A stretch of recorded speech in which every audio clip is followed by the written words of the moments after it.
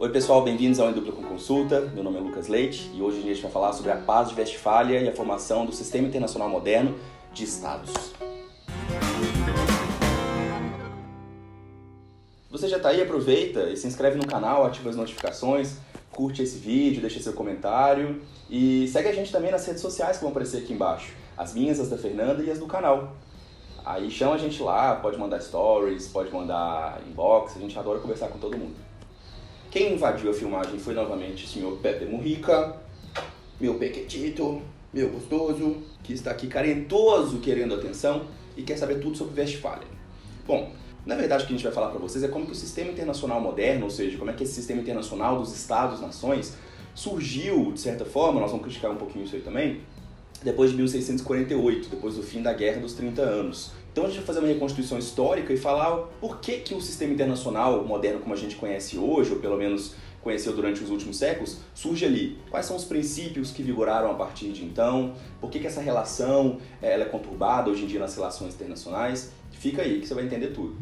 Olha, a Paz de Westfália, em que a gente fala que é o ponto crucial para a formação do sistema internacional moderno de Estados, ela acontece para dar fim à Guerra dos 30 Anos. Mas para entender a Guerra dos 30 Anos, a gente tem que entender também uma questão religiosa que acontece ali na Europa, a formação, por exemplo, das religiões protestantes, do luteranismo e do calvinismo. E por que que isso vem também a ocorrer em determinado período. Então, a gente tem que voltar atrás, ali no período do Gutenberg, então.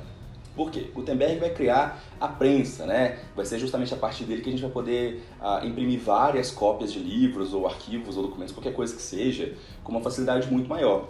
Antes, quem tinha um monopólio desse tipo de coisa e fazia à mão? A igreja. Vamos lá. Então, se a igreja tinha um monopólio do que era escrito, do que era produzido, a Bíblia também era monopólio da igreja. Logo, era do interesse da Bíblia perder o monopólio da interpretação dos fatos? E tirar do latim e colocar nas outras línguas, no vernáculo? Não. Era só a gente pensar, por exemplo, como é que as missas eram feitas pelos padres, de costas para a população, falando tudo em latim, as pessoas só repetiam porque, eu vou negar a influência de Deus ali naquele padre, naquele bispo, naquele cardeal? Não, se ele diz que sabe, então tudo bem. Quem sou eu para negar esse poder de Deus para poder falar por meio do latim? E eu não sei nada, eu sou um analfabeto naquela Europa completamente quase meio medieval dos estados absolutistas, eu vou falar alguma coisa? Então não. Só que aí tem uma questão. Quando a gente começa a poder imprimir essas Bíblias, a gente começa a poder também tornar isso mais popular, democratizar, portanto, a capacidade da gente espalhar esse conhecimento. Só que ainda não adianta se a Bíblia é feita a partir do latim. É aí que vem Lutero.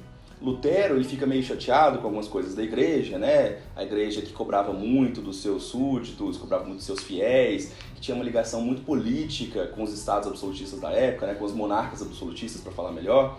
Então ele vai e começa a fazer o quê? Traduz. Ele começa a traduzir essa Bíblia para outras línguas. E quando ele faz isso, o que acontece? As pessoas podem agora ler a Bíblia e interpretar essa Bíblia. Isso muda tudo. Porque agora eu não preciso mais de um intermédio. Eu mesmo leio a Bíblia, interpreto os fatos e faço minha conexão com Deus. O religar muda completamente. Só que isso aí, perceba, quando eu faço essa reconexão, quem que perde o monopólio desse poder? O papado, a igreja, que não é mais necessária para me ajudar na conexão com Deus. Isso vai ter impacto enorme para todas essas questões. Inclusive começa uma série de conflitos relacionados ao surgimento dessas igrejas protestantes, em especial no começo do luteranismo e depois do calvinismo, porque começa-se a questionar justamente o poder papal em relação às questões não apenas religiosas, mas políticas. Quem dá legitimidade, portanto, quem confere o divino de um determinado soberano estar no poder? Não era justamente o Papa? O Papa fala, Deus quis que você estivesse aí. Se agora eu não preciso do Papa, e se eu tenho uma outra religião que me fala que eu não preciso mais dessa interpretação, a gente vai ter um probleminha.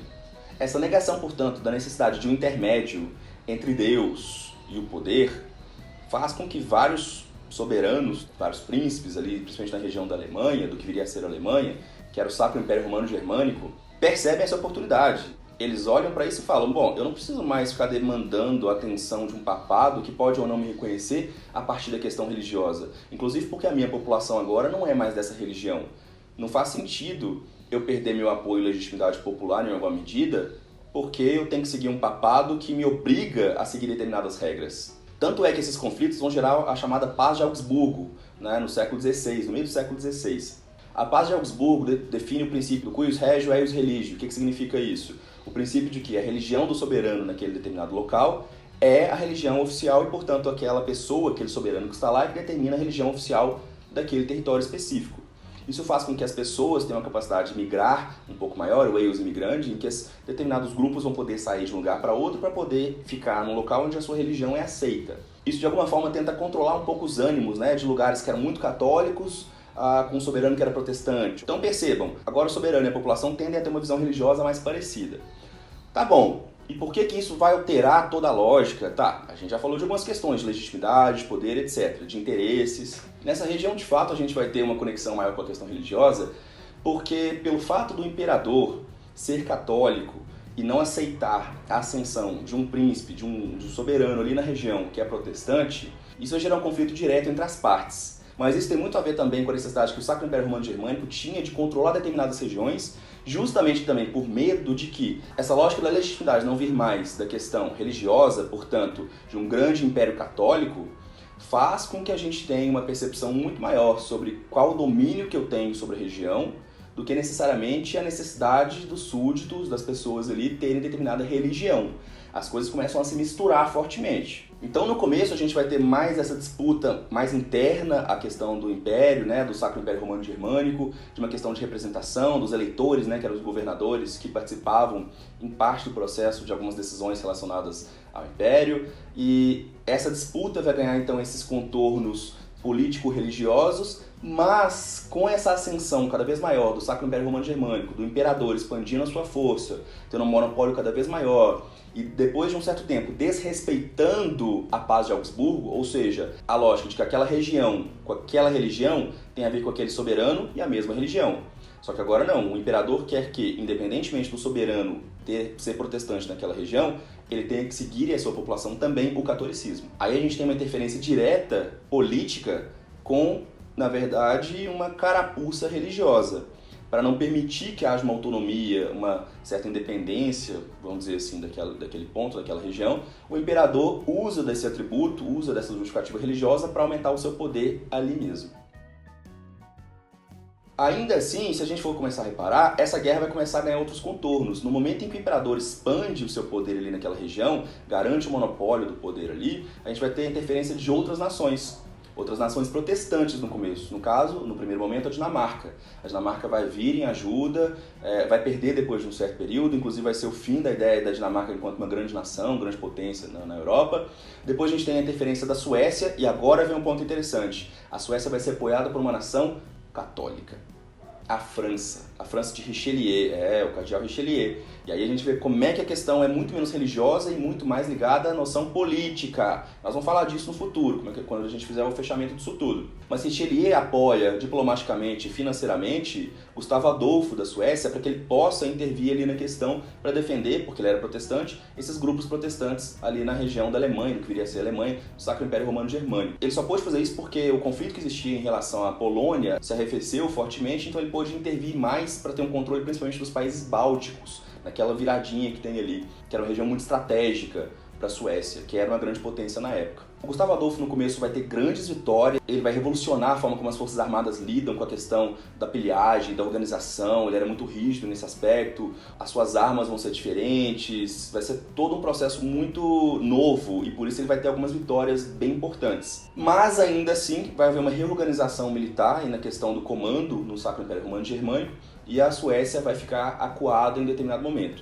É quando, a partir desse ponto, a França para de intervir por meio de alianças secretas, por meio do apoio tácito, por meio da ajuda financeira, e intervém diretamente. Aí a gente questiona o seguinte, peraí, mas um país católico indo em guerra contra outro país católico? Pois é. A religião, inclusive, foi um dos motivos que fez com que a França não entrasse num conflito diretamente no começo. E também porque achava que naquele ponto inicial não havia algo que fosse contra os seus interesses, né? A estabilidade, de certa forma, ali dentro da Europa. Só que a Espanha, que está de um lado, apoia diretamente os austríacos, e os Habsburgos são essa casa, né, que tem a Espanha e justamente os austríacos, os Habsburgo era que controlava boa parte do Sacro Império Romano Germânico.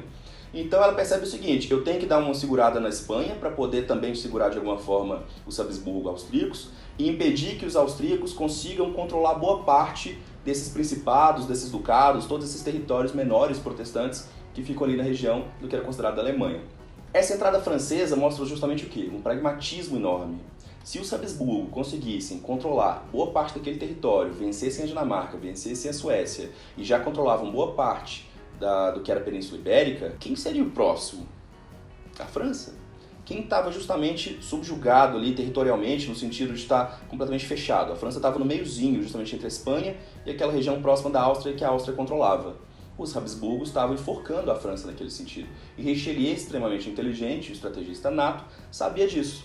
É quando ele intervém diretamente, o exército francês vai chegar a ter mais de 100 mil homens e a guerra entra no seu ápice. A França vai ser o grande ator no cenário da Guerra dos 30 anos. Pois bem, chega um momento em que não dá para ter mais guerra porque está todo mundo destruído. A França conseguiu juntar suecos, dinamarqueses, a grande parte dos territórios do Sacro Império Romano Germânico que eram protestantes, alguns territórios do que hoje viria a ser a Itália, além do que é hoje a Suíça, a Confederação Helvética, ou seja, expandiu fortemente uma aliança contra os Habsburgo, uma aliança contra-hegemônica dos Habsburgo. Olha essa palavra, como é que ela é importante. A busca pela hegemonia dos Habsburgo, que vem lá de trás de 1500, Carlos V, com a ideia de uma grande Europa cristã, ainda permanece, e o teatro europeu é justamente onde a gente percebe isso, onde que esses interesses, esse equilíbrio de poder, ele fica muito frágil. Por isso a França começa a criar essa grande aliança. Aí a guerra entra num período em que todos percebem que não dá mais para continuar, estão todos muito destruídos, principalmente os ducados, os principados, os pequenos reinos ali da região da Alemanha. Então eles conseguem conversar para que seja feita uma paz, que viria a ser chamada, portanto, de Paz de Westfália. Eles vão se reunir em duas cidades, na cidade de Osnabrück, onde os protestantes vão se reunir, e na cidade de Münster, onde os católicos vão se reunir. Nesse aspecto, o que vai ser decidido ali? Vai ser reafirmada a paz de Augsburgo, na lógica de que, realmente, se o soberano daquele local ele é de uma determinada religião, então aquele território, aquela população, tem o direito de permanecer ali seguindo aquela religião. Se a população é católica e o soberano é protestante, a população vai ter que migrar. É mais ou menos isso. A lógica, portanto, e olha que importante, a gente conecta agora território com legitimidade, com o poder do soberano. Decorre daí, portanto, o princípio que a gente chama de soberania. O princípio de que um determinado soberano tem legitimidade dentro daquele território e isso é reconhecido pelos demais. Ou seja, nós temos agora o reconhecimento de um status formal da legitimidade de cada um dos soberanos no território europeu. Inclusive, ao momento que surgem países, de fato, tem um reconhecimento expresso, que é a questão da Suíça, que é a Confederação Helvética, e também do que viria a ser conhecido hoje como Holanda. A Paz de Westfália, então, ela cria o sistema internacional moderno de Estados porque ela legitima o princípio do controle soberano desses territórios. E a ideia da não intervenção, a ideia da legitimidade, a ideia de que um vai olhar para aquele território e pensar o seguinte: eu não posso intervir mais lá porque não faz parte do meu território.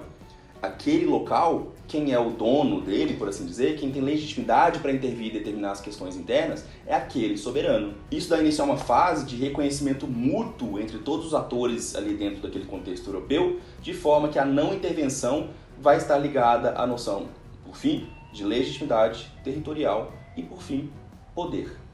Ou seja, o poder de um determinado soberano decorre justamente da sua capacidade de controlar aquela população, de ser um governo mais ou menos legítimo e de ser reconhecido pelos demais. Existe, portanto, um reconhecimento interno e externo. E a sua legitimidade não vem mais necessariamente agora do Papa, da religião e de Deus.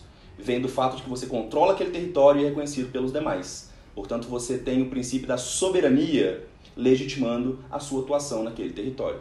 Além disso, além dessa igualdade jurídica, além desse princípio da soberania, dessa noção do cuius regio eius religio, pautando todo esse processo, a gente vai perceber que o princípio do equilíbrio de poder vai ser muito importante. Vejam bem, a França, que era um país católico, entrou em guerra com um império que era católico por interesse político, não tem nada a ver com religião, portanto. O que ela percebe é que se ela não fizer uma aliança contra-hegemônica com outros países e equilibrar o poder dentro da Europa, esse desequilíbrio, em última instância, vai poder gerar uma hegemonia. E ao longo da história europeia, a gente vai perceber que isso vai acontecer. A gente vai ter Carlos V, antigamente com os Habsburgo tentando fazer isso. Novamente, em 1618, 1648, os Habsburgo tentam um controle hegemônico da Europa. Nós vamos ter de novo a questão relacionada a Napoleão, quando a gente tem as guerras napoleônicas e um controle quase total da Europa, e aí, por fim, as guerras napoleônicas e o conceito europeu. Primeira Guerra Mundial, Segunda Guerra Mundial, controle nazista. Vejam bem, várias tentativas de controle hegemônico do continente europeu. Isso representa o que, justamente? Um desequilíbrio da balança de poder. Então esses princípios começam a ganhar força e começam a legitimar uma série de outras formas de pensar o Estado, de pensar o sistema internacional, que justamente a gente fala que funda o sistema internacional moderno de Estados.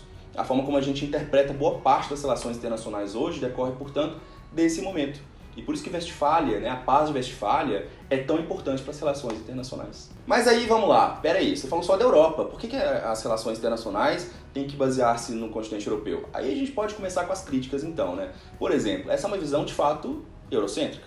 É uma visão que pensa só no Ocidente, na formação dos Estados ocidentais, no sentido de que ali, de fato, a gente vai ter a formação do capitalismo, das grandes potências como a gente conhece hoje, dali a gente vai ter as grandes guerras mundiais que vão se espalhar para o resto do mundo. Parte da justificativa tem um contexto mais histórico e, de certa forma, um pouco mais pragmático.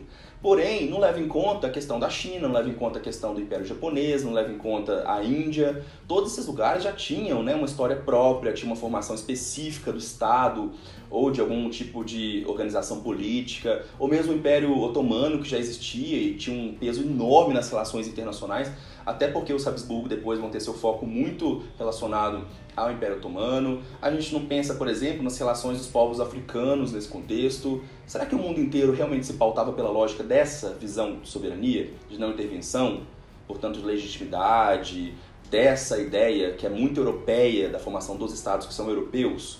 A gente tem que questionar isso. Mas, como as relações internacionais vêm da Europa, vêm do Ocidente, dos Estados Unidos, a gente percebe que a história que é contada é justamente a narrativa deles. Por isso a gente, em geral, repete, porque a gente precisa justamente criar mecanismos próprios, né? É uma crítica que é muito aceita e é muito bem-vinda. Acho que a gente precisa pensar relações internacionais a partir do Sul, a partir do Brasil, a partir de outras visões de mundo, né? Como é que era a relação, por exemplo, entre metrópoles e colônias? A gente não tinha legitimidade, então a gente era simplesmente um mecanismo de controle de determinado país europeu. Como é que fica isso tudo?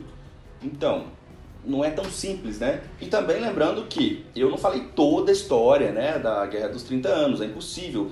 São muitos detalhes, muitas pessoas, muitas batalhas. O foco principal é o seguinte: a formação de uma nova visão sobre a legitimidade do Estado, que sai da religião, sai de Deus, sai do controle do papado, vai para a lógica política, pura e simplesmente, ou pelo menos era política antes, mas ela ligada à questão da religião, e agora vai para a política representada pela igualdade formal entre todos os representantes.